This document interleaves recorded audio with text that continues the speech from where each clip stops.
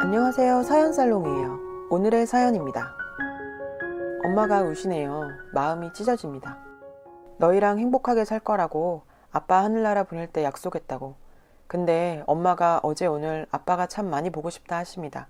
저도 많이 울었습니다. 우리한테 그런 짓을 하고도 계속 결혼 준비가 진행되는 줄 착각하더라고요. 정말 어이가 없다는 게 이런 거군요. 오늘 하루 무슨 정신으로 지냈는지 모르겠어요. 저는 30살, 남친은 32살, 연애한 지 3년 됐고요. 원래 올 가을 결혼할 예정이었습니다. 3년하고도 3개월 전에 영어학원에 등록을 했었어요. 언니가 호주 현지인과 결혼을 했고 한국과 호주에서 2번의 결혼식을 했고요.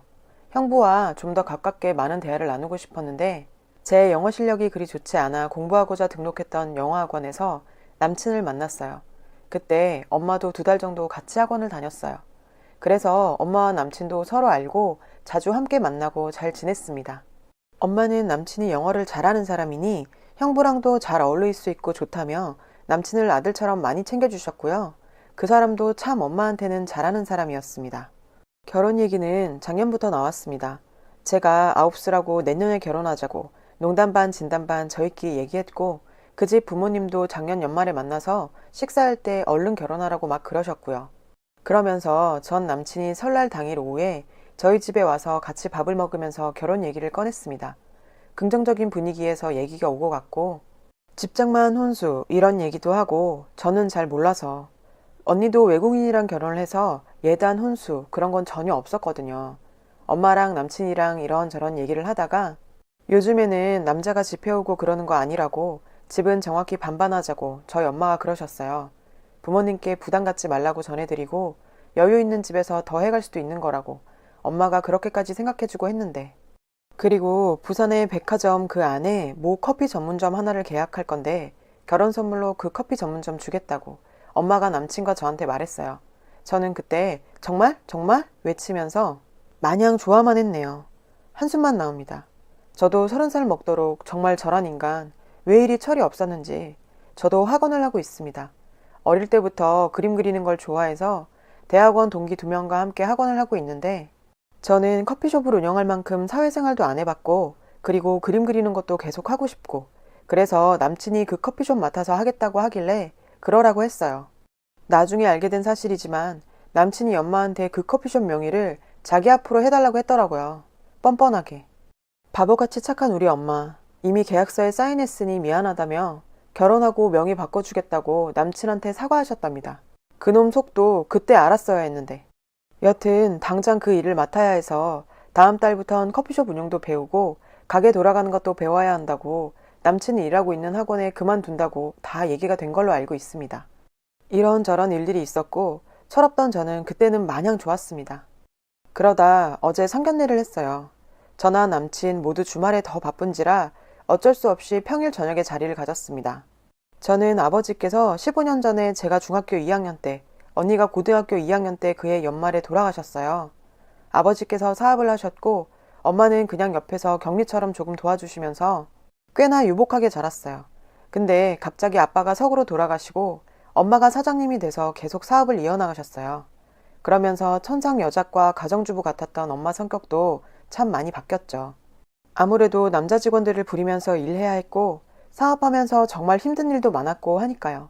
그래도 다 헤쳐나가시고 지금은 아버지 계실 때보다 훨씬 크게 잘 운영해 나가고 계세요.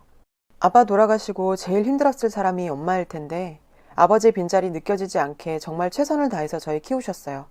아, 진짜 눈물이 또 나네요. 언니는 대학을 외국으로 진학하려고 했는데 아버지 돌아가시고 고민이 많았죠. 근데 엄마가 계획대로 가라고 하셨어요. 아빠가 없어서 달라질 건 그냥 마음 한구석 허전한 것 뿐이라고. 지금 생각해도 우리 엄마 대단하고 자랑스럽습니다. 그래서 언니는 외국에서 공부하고 지금 취업도 하고 거기서 결혼도 해서 아주 잘 살고 있어요. 1년에 한두 번 정도 꼭 들어왔다 나가고 그러고요. 남친 집은 평범한 집이에요. 대기업 다니셨고 지금은 퇴직하신 아버지와 전업주부이신 어머니 그리고 누나 4식구예요. 제가 상견례 전에 그쪽 누나를 2번 정도 만났고요. 어머님, 아버님 3번 만났어요. 밖에서 같이 식사도 했었습니다. 아버지 참 인자하고 좋으신 분이시고 누나는 뭐 약간 왈가닥 이미지. 독신이시고 자기 주장 강하고 그래도 완전 쿨하신. 암튼 저랑 참 잘 맞아서 너무 좋았어요. 근데 누나가 어머니를 닮았더라고요. 어머니도 왈가닥에 좀 생각나는 대로 다 말하고 질투도 좀 있으신 것 같고 그래도 커버 못할 만큼 심각하지는 않다고 생각했어요. 저도 이뻐해 주시고 근데 상견례 자리에서 일이 터졌네요. 남친이랑 부모님, 저랑 엄마 이렇게 5명이서 만났습니다. 예비 시아버지께서 초반에 저희 엄마 칭찬을 많이 했었어요. 장하시다, 꿋꿋하시다, 뭐 사회적으로도 성공하셨고 따님이 엄마를 닮아서 예쁘다 이런 약간은 상투적인 칭찬도 많이 하시고 뭐 암튼 이런저런 얘기들. 그때부터 남친 엄마 표정이 안 좋더라고요. 그 와중에도 예식장, 신혼집, 혼수, 예단 등등 꼭 해야 하지만 불편한 얘기들도 아주 정중하게 엄마랑 시아버지랑 나누셨고 그때까지는 분위기 좋았는데 갑자기 예비 시어머니께서 음식이 맛이 없네. 넌 돈도 있는 집안에서 자란 것 같은데 이런 꾸진 대로 예약했냐? 이러시는 거예요. 제가 잡았거든요. 결혼식은 보통 호텔에서 하지 않냐? 사업해서 손님은 그쪽이 더 많을 것 같으니 돈을 일절 부담하는 게 맞지 않냐? 요즘은 집은 반반 돈 내서 구하더라. 그래도 명의는 남자 명의로 해야 집안이 산다. 혼수는 자기가 안목이 있으니 자기가 고르면 된다. 그러고는 카드를 달라. 사업한답시고 나돌아다니는 엄마 밑에서 애가 잘 컸겠냐. 내가 다시 다 가르쳐야겠다.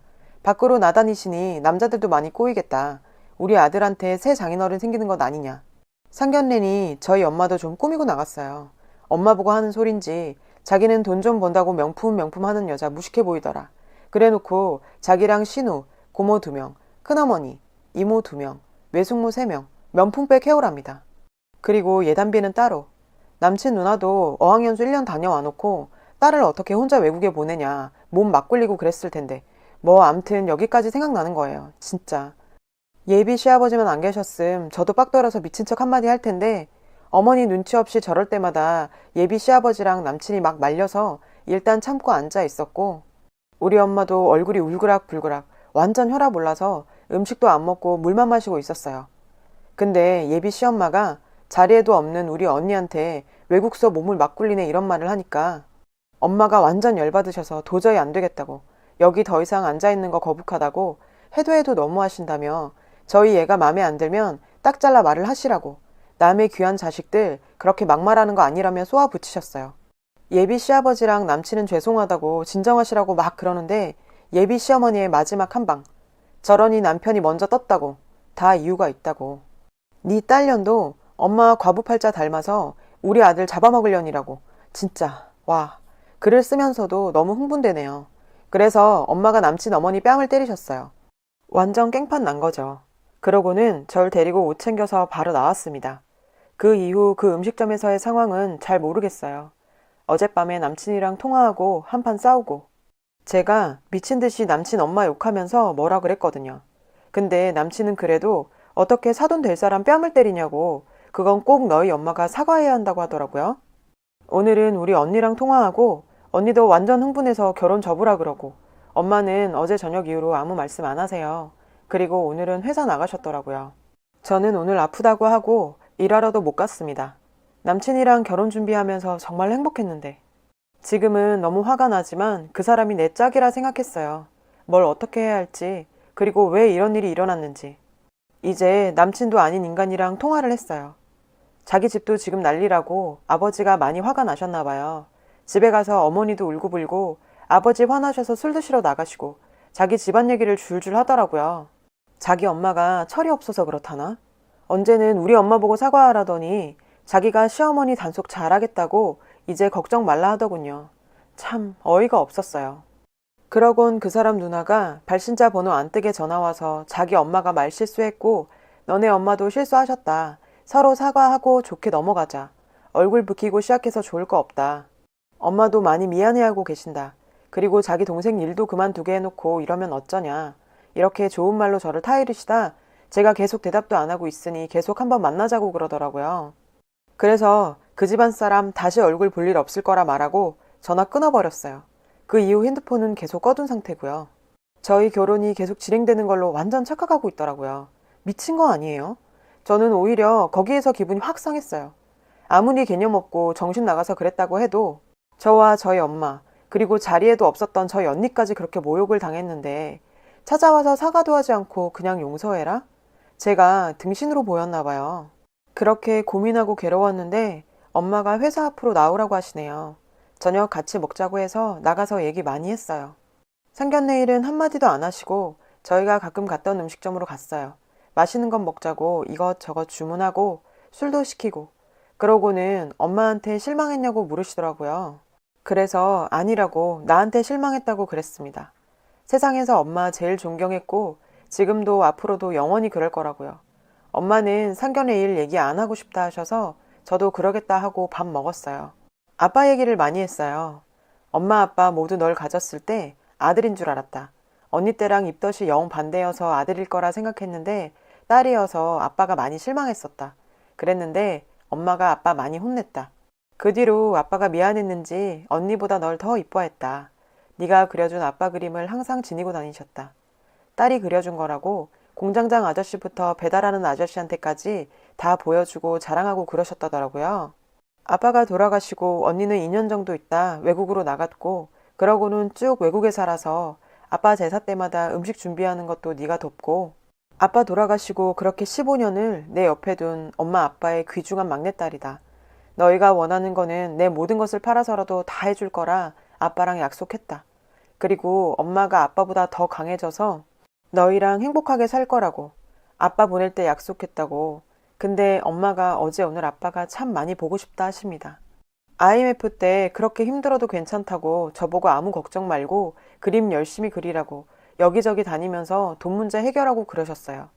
그런 엄마가 울었습니다. 저도 많이 울었습니다. 그러고 보니 아빠가 돌아가시고 엄마가 우는 걸 본 적이 없었던 것 같아요. 엄마랑 얘기하다 더 잘 알게 되었습니다. 저는 소중한 사람이라는 거요. 그래서 다른 사람에게도 더 사랑받으면서 행복하게 살려고 합니다. 답이 나와 있는 결론이었지만 그 결정을 엄마가 한결 쉽게 만들어줬습니다. 이 말은 하고 가야겠다. 너희 가족 내 인생에서 소중한 3년이라는 시간을 쓰레기로 만들었어. 그것보다 우리 엄마 마음을 이렇게 만들어 놓고도 결혼한다는 착각에 있는 너희가 가증스러워. 네가 뭔데? 그 정신 나간 엄마 다른 여자 고생시키지 말고 그 엄마 평생 모시고 살아라. 파혼이다. 너랑 너희 엄마 내가 귀싸대기 날리고 싶지만 내 손 더럽히는 거 우리 엄마가 원치 않으실 것 같네. 너희는 그냥 그렇게 살아라. 네가 학원을 그만두건 너희 엄마가 쓰러지건 내 알 바 이제 아니다. 너 같은 진흙탕에서 빠져나온 건 하늘나라에서 아빠가 주신 선물이지 싶다. 너를 만났던 내가 이제는 증오스러워지려 하니 제발 내 앞에서 꺼져. 저는 한동안 언니한테 들어가 있을 생각입니다. 엄마도 같이 들어가려 합니다. 언니 결혼식 때 가고 못 가봐서 언니네 집도 보고 싶고 마침 언니가 임신 중이에요. 엄마도 가서 한국 음식도 해주신다고 하시고 엄마 회사 물건 대부분이 일본으로 수출이 되는데 지금 일본이 난리인지라 요즘 회사도 바쁘지 않아 괜찮다고 하시더라고요. 아무튼 그래서 엄마랑 같이 여행도 하고 그러려고요. 이 사연의 후기입니다. 더 이상 글을 적고 싶지 않았기에 컴퓨터를 켜지 않으려 했는데 드릴 말씀이 있습니다. 수많은 답글들, 지금 마음으로는 답글 달아주신 모든 분들 제가 찾아다니며 감사하다 인사드리고 싶습니다. 언니한테 갈 준비를 마쳤습니다.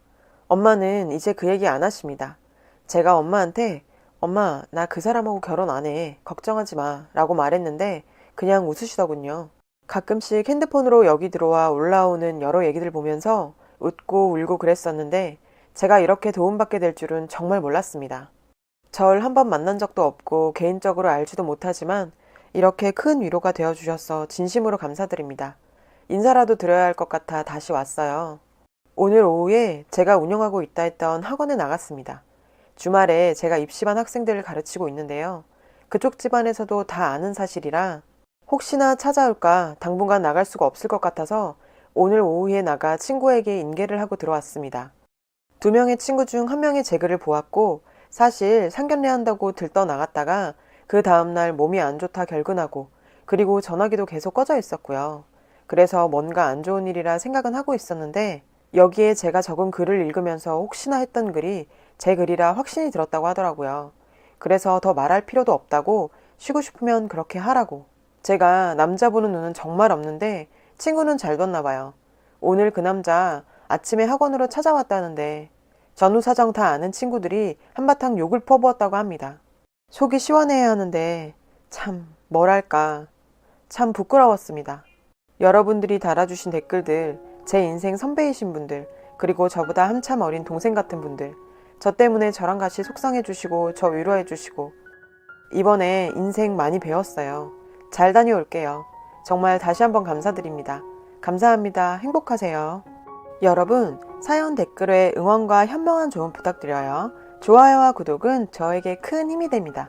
오늘도 좋은 일 가득하세요.